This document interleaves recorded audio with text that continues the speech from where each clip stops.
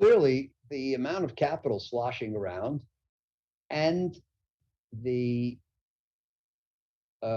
low interest rates available on things like cash and treasuries and other safe securities, and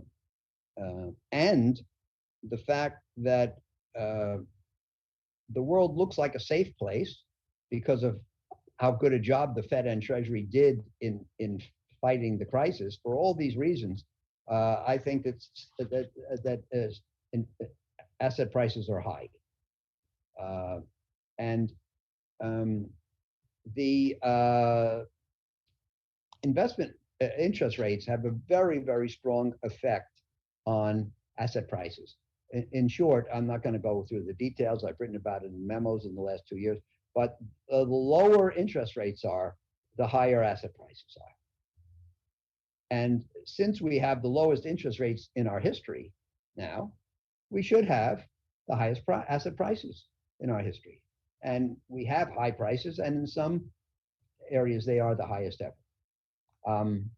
But so you may say, well, I don't like it because the asset prices are high, prospective returns are low.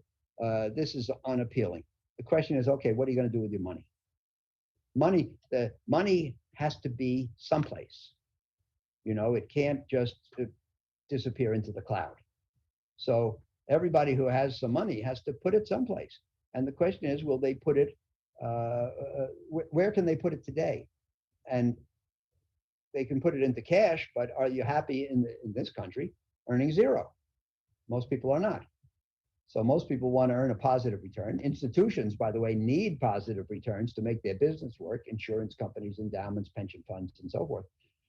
So most people don't have the option to not invest. And by the way, if you don't invest because you're concerned, number one, you better be right soon, because if you could invest in something and make 5, 6, 7% a year, and you sit in cash at zero, if it takes a few years for that to happen, you really get behind a big loss, what we call an opportunity cost. And then the other thing is that if you stay out or get out because you're concerned about these conditions that I described, then at some point in time, you have to make a decision to get back in. So you have to make 2 decisions correctly, which is very hard. So, I think I said, well, I try to say it every time I get a chance. The most important thing for most people is to invest carefully in a portfolio or a fund or an account that you can maintain for the long term.